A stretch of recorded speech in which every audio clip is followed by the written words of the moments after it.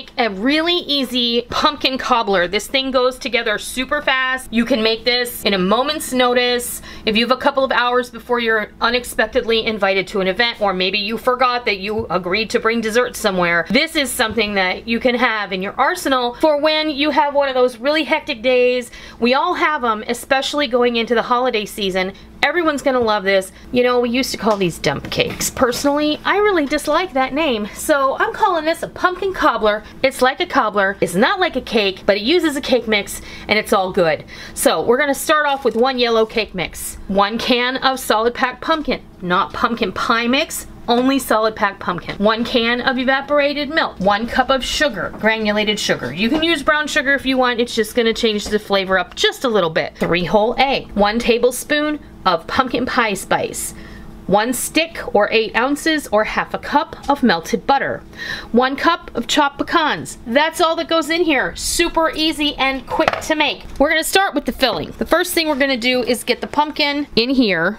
and we're gonna mix it all up like a pumpkin pie. Then we're gonna crack actually we'll put our sugar in. The butter and the nuts and the cake mix go on the topping. We'll go ahead and get our eggs in here. Pumpkin pie spice goes right on in, and the evaporated milk. You can already see how simple this is. We're mixing up a pumpkin custard like you would for a pumpkin pie. This is how hard it is, right? I have a 9 by 13 foil baking pan that has been sprayed on the bottom. We're gonna go ahead and pour our custard right on in there. Now we're gonna set this aside just for a second. I'm gonna grab another bowl and we're gonna mix up the topping. Now the next thing I want you to do is, I like to mix these up a little. So the cake mix and the nuts, just give them a good toss. It's also gonna help you break up any giant lumps of cake mix that you have. I don't like those, that's just me. I'm gonna use my hands, which are ultra clean, and I'm going to sprinkle the cake mix and the nuts right over top of that pumpkin custard. Now the custard looks like it's gonna be super loose, but stick with me here, because as this bakes, it's going to do its magic, and it's gonna separate, and it's gonna turn into a lovely 2-layered dessert with a crunchy topping from the cake mix and these nuts, and it's gonna be kind of awesome. I have 1 stick of melted butter. Drizzle this as evenly as you can over the top. And you don't even have to mix that up. That's all you have to do. Now we're gonna pop this in a 350-degree oven for 45 to 55 minutes, or until the top is brown and crispy, and we'll be back when it's ready to take out. Our pumpkin crunch cobbler is ready to go. This baked for just about an hour. So you wanna check it. If it's a little uneven on the top, you wanna make sure you keep it in there until it's nice and brown all the way across. And now what you want to do is you want this to cool completely before you serve it. I know that's the hardest part. Nobody likes to wait, but we got to do it. So we're going to let this cool. We're going to serve you up a piece, and we're going to let you see what it looks like, and I'll be back in just a moment. Well, there you have it. Our pumpkin cobbler has cooled enough to serve up, and I have to tell you guys, it looks incredible. Let me show you from the side, because you can definitely see how it looks like a pumpkin pie down below. That pumpkin custard has set up, and it's absolutely delicious. There's only one more thing that I think it needs, because, you know, there you have it.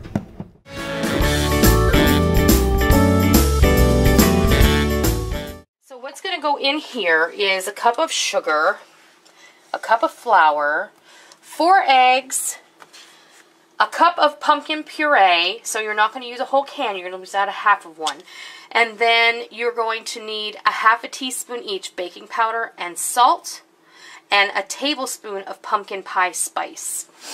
And then the filling is comprised of 1 8-ounce brick of cream cheese, 4 tablespoons of butter, a cup of powdered sugar, and a tablespoon of vanilla extract. Before you start making your cake batter though, get yourself a sheet pan. This is a half sheet pan. It's 18 by 13. You can use one that is 11 by 15. It's all fine. If you use the smaller one, it'll just be a little bit thicker, so you'll have to be a bit more careful because your cake could crack. But what I've done is I've sprayed this with vegetable oil spray. I put my parchment sheet down, and I made sure that it stuck, there were no air bubbles, and I sprayed the parchment sheet on top as well. So this is very, very important, because this is how you get it out of the pan without breaking it. Now I'm going to get started by cracking my eggs into my bowl. our sugar. And I'm just going to use the hand mixer today because this is super easy. Beat these together until they are well combined and a little bit foamy. Then we're going to go ahead and add our pumpkin in here, and our baking powder, and our salt, and our spices, and I'm going to go ahead and give this a stir. Then we're going to go ahead and we're going to add our flour and stir it. You don't want to overbeat it, just until you can see that the flour is thoroughly mixed in there. And then I'm going to take my spatula and give it a good turn, just to get any unincorporated bits of flour off the sides of the bowl.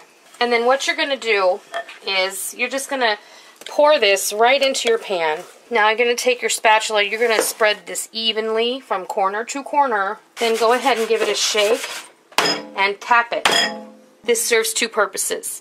This is going to help it level a little more, and it's going to bring any air bubbles up that may be trapped in the batter that will leave a hole in your cake, and that could cause it to crack. Now we go to the oven. We're going to bake this at 375 for 15 to 18 minutes, or until it just starts to brown around the edges and it springs back when you touch it in the center. So we'll be back when it's time to pull this from the oven. Okay, while your cake is baking, go get yourself a lint-free towel and spread it out on your counter. Make sure it's big enough that the cake will fit on it, because we're going to turn the cake out onto this, okay? You want to sprinkle powdered sugar, about 1/4 cup, across this towel. Okay, our pumpkin cake for our pumpkin roll is done. Now you can see when I touch it, it springs back, and you can see how it's just starting to brown around the edges in the corners. That is exactly how you want it. And pull away. And it's starting to pull away. So we're going to set it over here. Okay, you're going to take your pan, and you're going to make sure that your cloth is rolled out and you've got the powdered sugar on it. And you're going to make a giant cloud of powdered sugar. Now, if you loosened it, and everything should come out Success. just like that. That's a beautiful thing. Then you're going to take off your parchment gently so you don't tear the cake, because this cake is thin, so you don't want to tear it, okay? What you're going to do is you're going to take the short end, and you have to do this when it's warm, and gently start to roll it up in the towel. I promise I know what I'm doing. Okay, now take this and put it on a cooling rack and let it cool completely. I'm going to just move this out of the way, pick up my cake roll, and we're just going to let that hang out. It's going to take 45 minutes to an hour for that to cool completely, and then we'll be back and we'll put the best part of the pumpkin roll in the pumpkin roll, the delicious creamy filling. It's time to make the filling for the pumpkin roll. We're going to take our softened butter and cream cheese, and we're going to beat them together until they are light and fluffy and fully incorporated. Alright, now we're going to go ahead and we're going to add some vanilla extract, about a tablespoon. There you go. And then we're going to add 1 cup of powdered sugar and whip it just a little bit.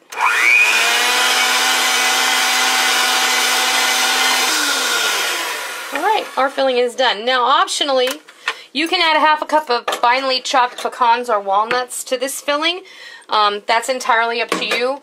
I think that we prefer it without the nuts in the filling. I like the filling to be fairly smooth. Alright, we're going to go grab the cake and we're going to unroll it. We're going to unroll our cake, and you don't want to wait too long to do this. It may still be a little bit warm, and that is okay. If you wait too long, the chances of your cake cracking are greater. Okay, now just get all this filling. Alright, and just take your spatula and spread this on, but leave about 1-inch border all the way around, okay? I have my, my little placemat on here, and now I'm just going to roll this up.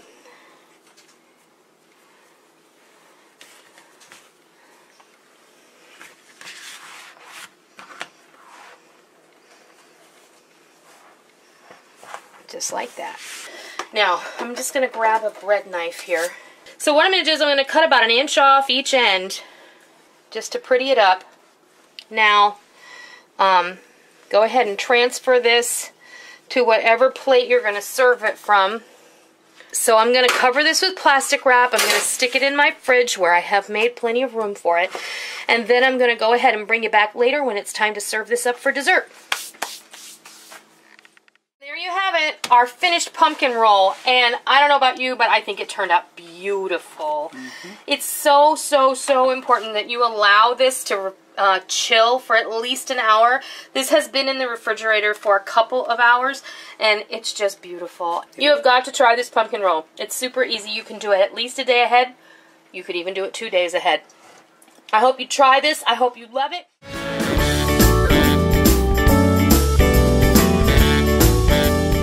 We're going to go over all of the ingredients for our pumpkin crunch pie, and this is an awesome pie. This is a pumpkin pie because pumpkin pies are awesome with streusel on the top, because the only thing that could probably make pumpkin pie better is if it had a crunchy, delicious streusel on the top.